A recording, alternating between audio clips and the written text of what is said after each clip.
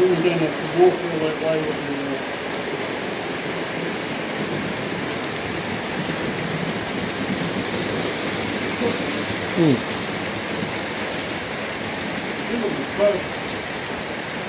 That's what I see. I've lost the steeple.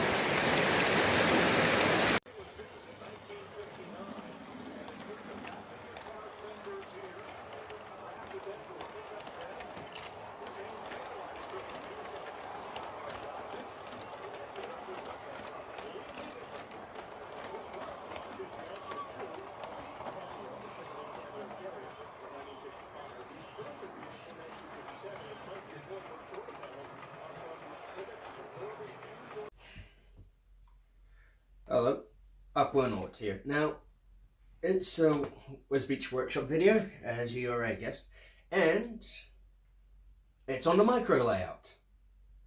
Now, the last time this layout was shown anywhere on my YouTube series, it was, I think, during one of my running session videos, where I had it was either a pug or a pecket running around one of these curves, here or here. Now, at the moment, the camera is pointing towards the back side of the layout. It's a bit of a bother, but yeah, is what it is. Also, I don't want any spoilers on how it's going, so that's why you're only getting the rear view of it, as it were. Now, what I've been using to do the somewhat plaster work, as it were, is actually a very cheap as chips method taught to me by another modeler of mine, who during one of my old running session videos, I think from January this year, earlier this year, the cheeky son of a gun sort of video bombed me in shouting "Hello YouTube." I got him back for that. Yeah, David H.O. Trains, I believe his channel is. I'll put a link to his channel in the description below. Gotta pay my dues and respects to the good man. Now, just drawing this out a bit better so we get a nicer view of the layout. There we go. One thing I like about micro layouts, they're stupidly light and easy to maneuver. Now, last time in the workshop video, I should say, this layout has been seen. It had no track on it. It had no paint on it at all. Hell, heck, it didn't even have any scenery at all. None. After I upload this video, I will post on both Model Rail Network and the MRYCG. God, even in the initials it's a mouthful. I'll post pictures of the evolutionary progress of the layout. And that's their Facebook pages. I'll also throw a link to those in the description below,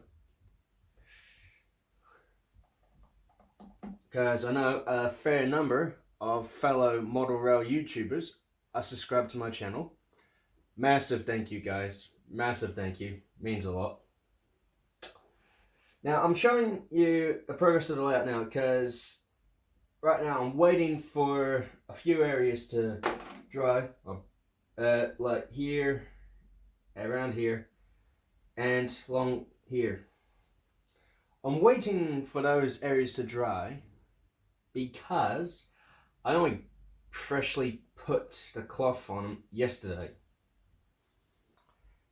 And even though I got a heater keeping this room nice and warm, which actually does help dry the glue a lot quicker, I found out, it's still taking a lot of time because this area here, don't exactly have a good view of it from the camera by the looks of it, but it's about, well, roughly, I don't know, 5-10 mil thick, and that was all done yesterday.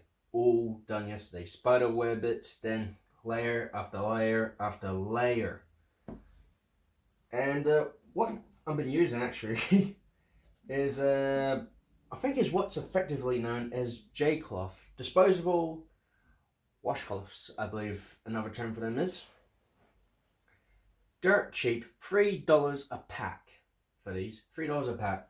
Now, what I have here, what they are cut up. I got a little box of it, of strips here, of more cut up. I think lying around somewhere around here,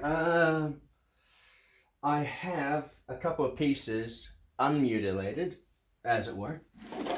Here we go. Here's my untouched supply.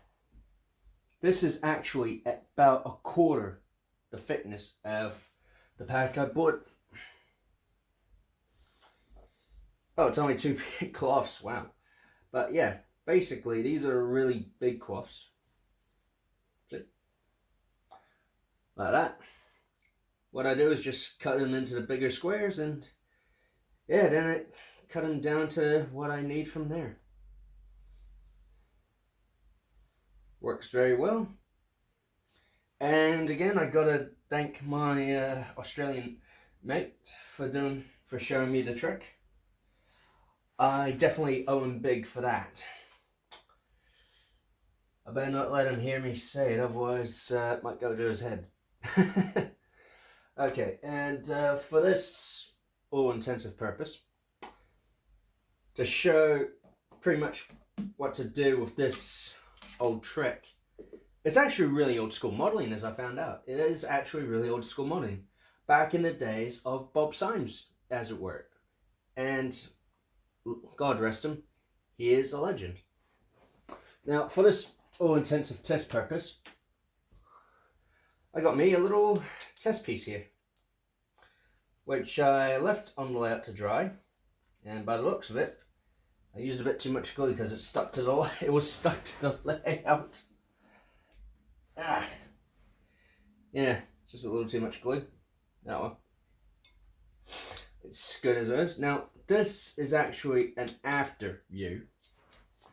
And this is after I put about 2-3 layers of cloth on it and gave it a nice paint job to make it look like a bit of groundwork. But that's the underside of it. Chunk of cut off polystyrene with toothpicks stuck in it to act as feet. It's cheap as chips, it's dead easy, and if you muck up, easy to clean up. Dead easy, it's dead easy.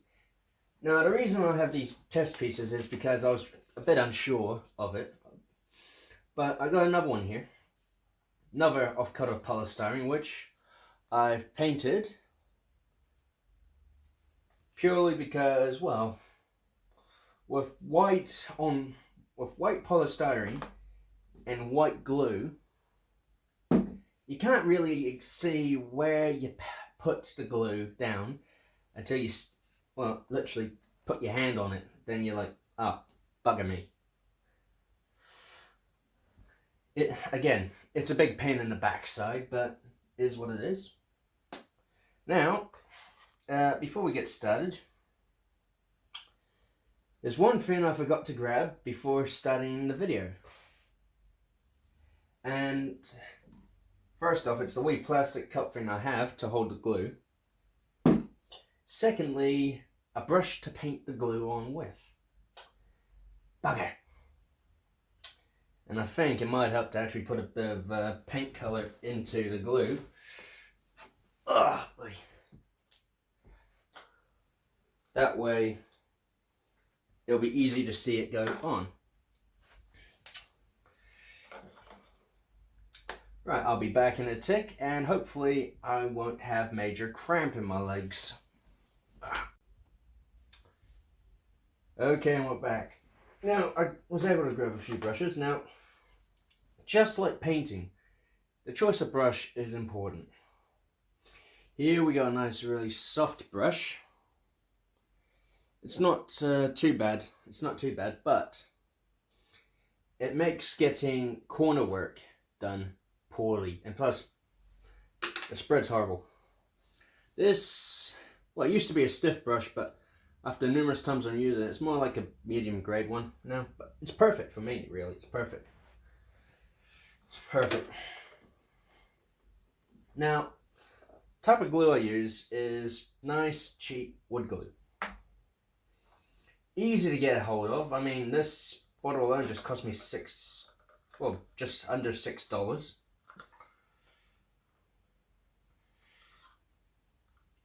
And it's bought at a local shop. It's not, wood type PVA. It's wood glue. Quite simple. Now, reading this, it does have the same aspects as PVA. It does dry clear. But apparently it bonds most woods in 30 to 15 minutes. Never really read the bottle before.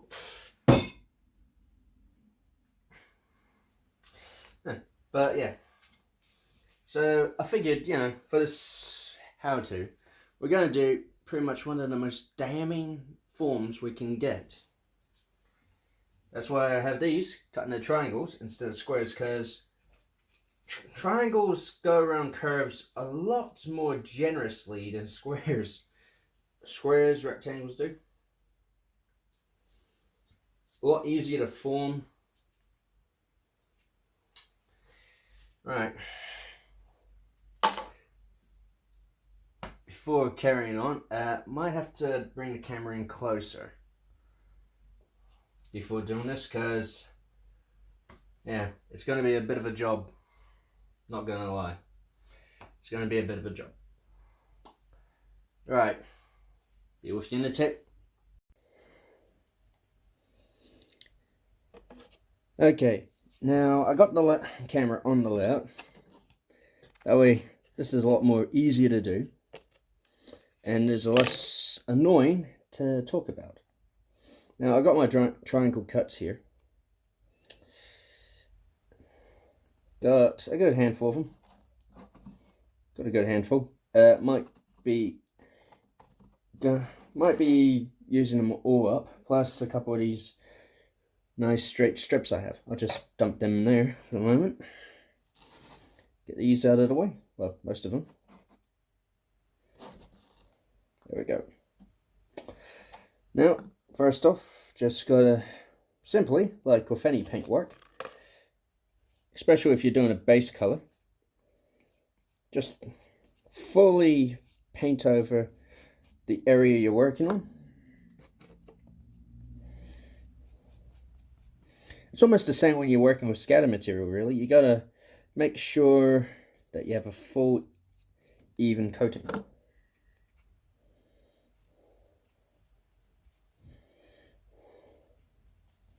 I mean, the foam as it is now would be perfect, but to add scatter material to. But, like everything, it's not as simple as that.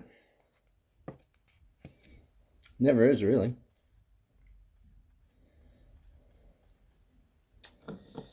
The thing is, though, sure, the polystyrene with this dark green coat would be perfect for scattered material at the moment, but it just would not have the strength for it.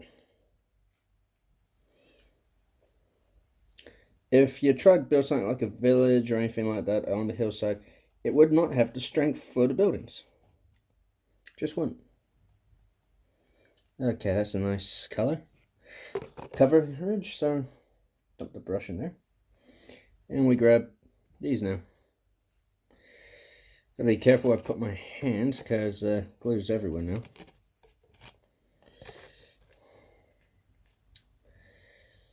Okay. Now, it's just a matter of slipping it on and using a brush with a little bit of glue on it, filling the little porous holes on the cloth, helping it fill in the gap.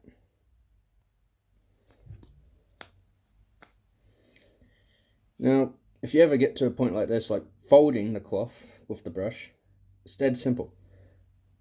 Folding the cloth with the brush, dead simple. Bit of glue, and just paint a little bugger on it. And yeah, it doesn't look all that rough, but it's meant to be. But terrain rarely is smooth, is it? Bit in the underside here for this piece. There we go. Starting to take shape now. Just got to carefully work in the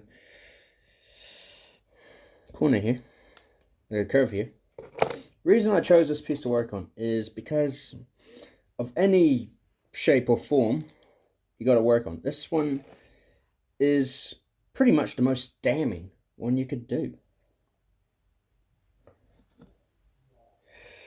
So, should be good.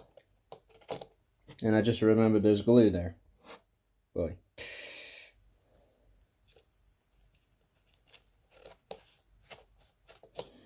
There we go.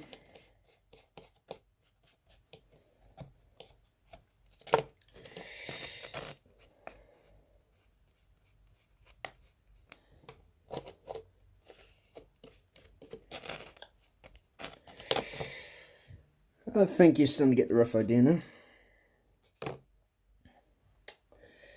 Now, what's going to happen next is basically going to sort of hyperlapse this, because it is obviously going to take some time. So,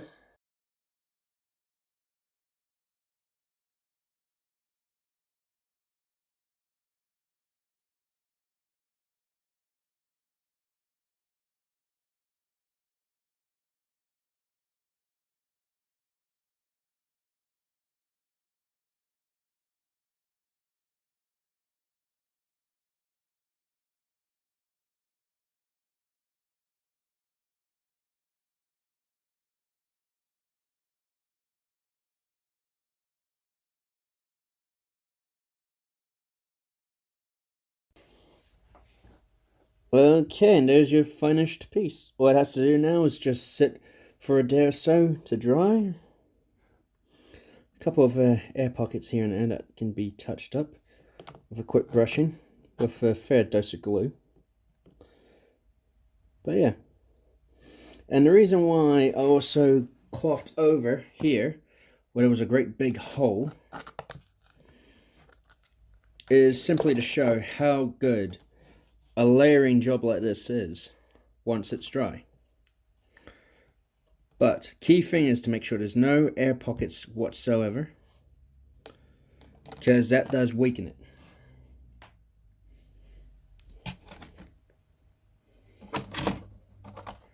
And look at that, I got a piece left. Might as well put it to use to strengthen the underside here. That here should do. Nice generous blob. Nice healthy dosing of the glue.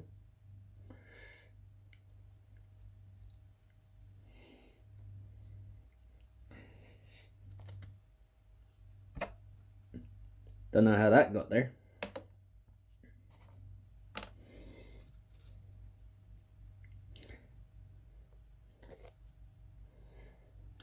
And just carefully plop it on there.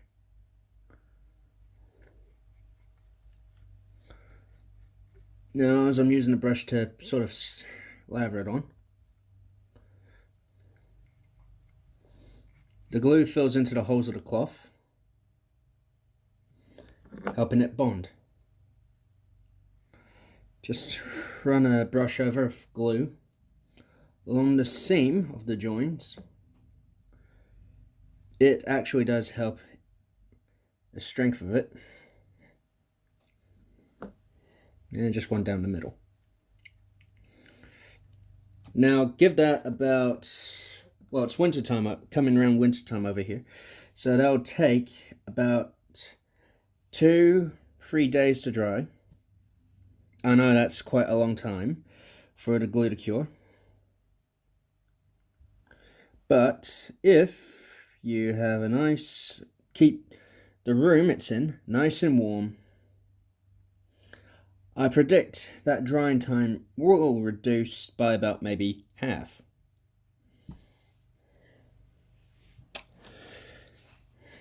Or if you can't be bothered with waiting, grab a hairdryer. That's a good quick way to warm things up, but it will probably cause issues down the line if you do use a hairdryer. I prefer the more atmospheric conditioning.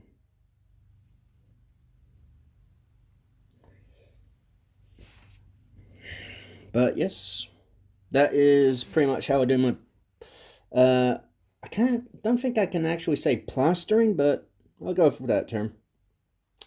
That's how I do my plastering work for my micro layout.